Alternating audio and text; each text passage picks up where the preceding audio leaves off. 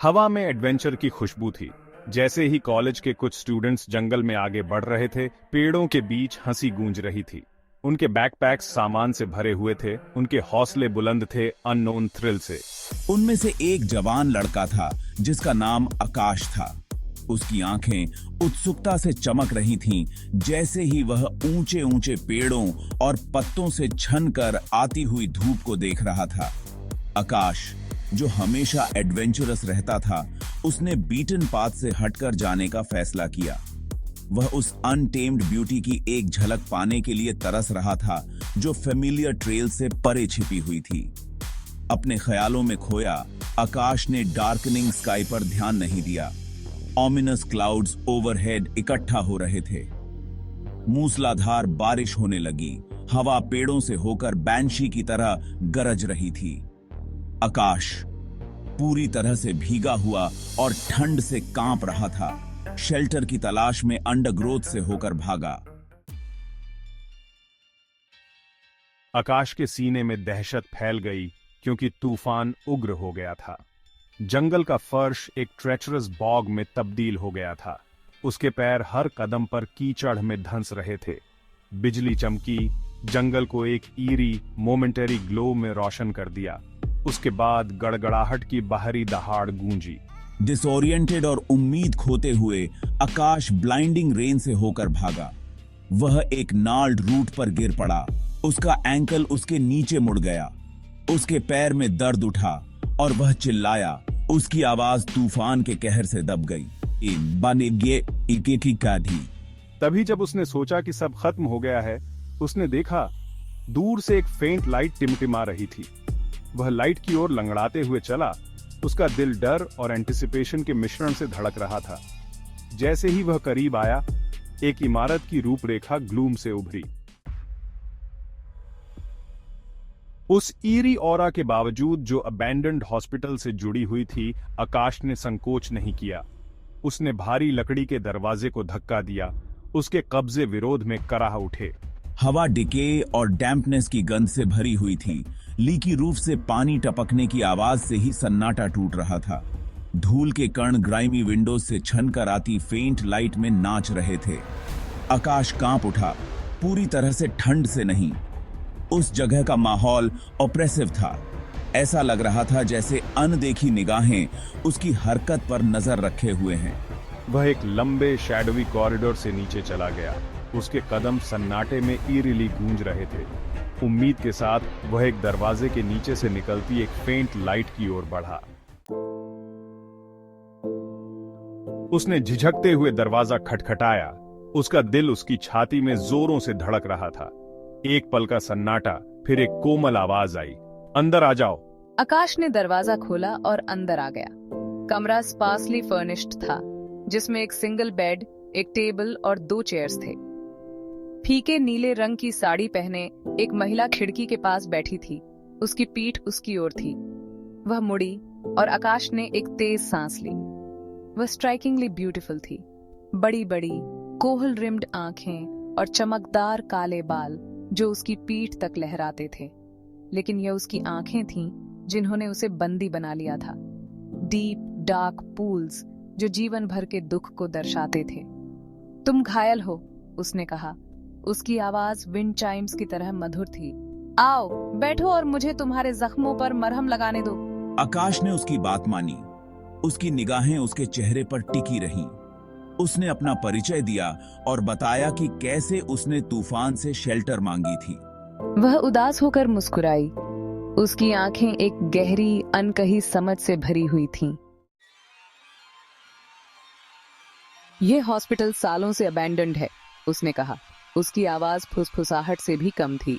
मैं इसकी एकमात्र केयरटेकर हूँ। इससे पहले कि आकाश उससे कुछ और पूछ पाता, कॉरिडोर से भारी कदमों की आवाज गूंज उठी। महिला की आंखें घबराहट में फैल गईं और उसने जल्दी से आकाश को बेड के पास लगे एक भारी कर्टन के पीछे छिपा दिया। कोई आवाज मत करना, वह फुसफुसाई। वह विजिटर्स को पसंद नहीं करता है। दरवाजा खटखटाया और एक लंबा इम्पोजिंग व्यक्ति अंदर आ गया। उसने एक पुरानी फीकी आर्मी यूनिफॉर्म पहनी हुई थी। उसका चेहरा चिंता और थकान की रेखाओं से सना हुआ था। लीला, उसने कहा, उसकी आवाज कर्कश थी लेकिन निर्दयी नहीं थी। तुम इस समय क्या कर रही हो? तुम्हें आराम की जरूरत है। बस तूफान देख रही हूँ कैप्टन विनोद, उसने उत्तर दिया। उसकी आवाज शांत और सुखदायक थी। महिला लीला उसका सामना करने के लिए मुड़ी। उसकी अभिव्यक्ति सावधानी से न्यूट्रल थी। आकाश कर्टन के पीछे छिपा हुआ बढ़ती बेचैनी के साथ एक्सचेंज को देख रहा था। यह कैप्टन विनोद कौन था और लीला उससे क्यों डरती हुई लग रही थी? मानो उसके विचारों को पढ़कर कैप्टन विनोद ने अपना सिर तेजी से घुमाया।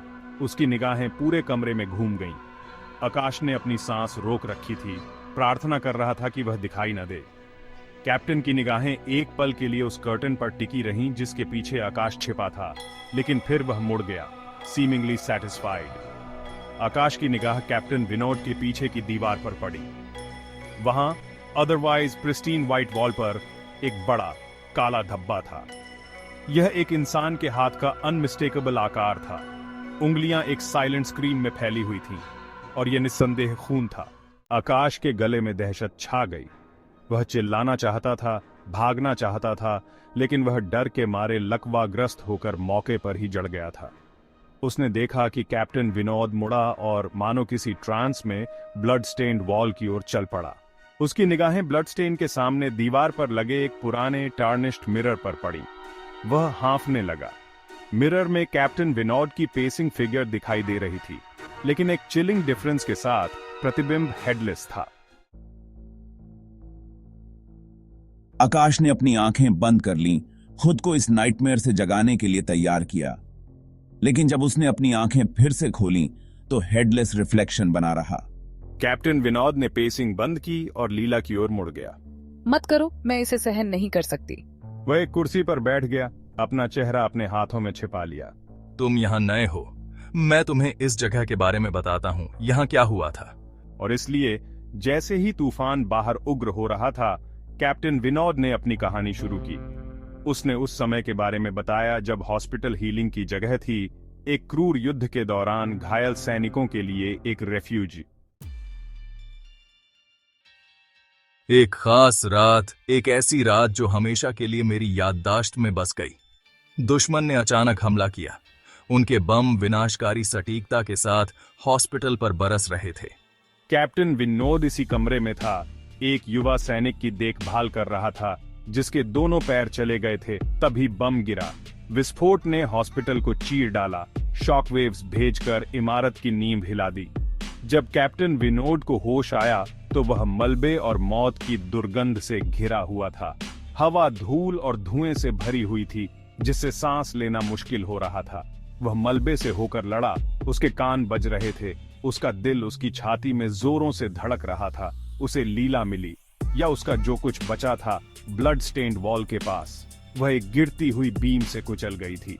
उसका शरीर पहचान से परे टूट गया था। उसने उसके बेजान शरीर को अपनी बाहों में जकड़ लिया था। उसके आंसू उसके सफेद साड़ी पर लगे खून में मिल गए थे। जैसे ही कैप्टन विनोद बोला, उसकी आवाज धीमी होती गई, उसके शब्द धुंधले होते गए, जैसे कि वह दूर जा रहा हो। आकाश ने डर के मारे देखा, क्योंकि कैप्टन का रूप टिमटिमा रहा था। अचानक कमरे का दरवाजा खुला और लोगों का एक समूह अंदर घुस गया। यह आकाश के दोस्त थे। उनके चेहरे चिंता और राहत से सने हुए थे। आकाश, हमने तुम्हें ढूंढ लिया, हम बहुत चिंतित थे। आकाश अपने पैरों पर खड़ा हुआ। उसके पैर उसके नीचे कांप रहे थे। आकाश के दोस्तों ने उसे अपने पैरों पर खड़ा किया और उसे अबैंडन्ड हॉस्पिटल से बाहर ले गए। वे ट्री लाइन से निकलकर एक क्लीयरिंग में आ गए। गंदगी वाली सड़क पर एक सैन्य जीप खड़ी थी। उसकी हेडलाइट्स ग्लूम से कट रही थी। क्या तुम वो स्टूडेंट्स हो जो तूफान में फंस गए थे? हमें आपके कॉलेज से फोन आया था। जैसे ही आकाश जीप के पीछे चढ़ा, वह उस एहसास को दूर नहीं कर सका कि उसे देखा जा रहा है। उसने अबैंडन्ड हॉस्पिटल की ओर देखा। उसका सिलुएट फेडिंग लाइट के सामने डार्क और इम्पोजिंग था। जिस आर्मी ऑफिसर ने उन्हें बचाया था, उसने जीप का इंजन चालू किया। जैसे ही वे दूर खींचे गए, आकाश हॉस्पिटल पर एक आखिरी नजर डालने के लिए मुड़ा। वह कसम खा सकता था कि उसने खिड़कियों में से एक में एक आकृति को खड़ा देखा। एक फीकी आर्मी यूनिफॉर्म में एक लंबा, अकेला व्यक्ति। आकृति ने धीमी शोकाकुल सलामी में हाथ उठाया।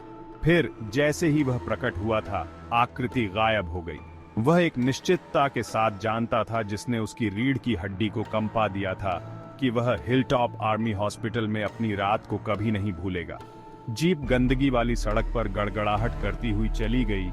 आकाश और उसके दोस्तों को हॉन्टेड रूइन से दूर सुरक्षा की ओर ले गई।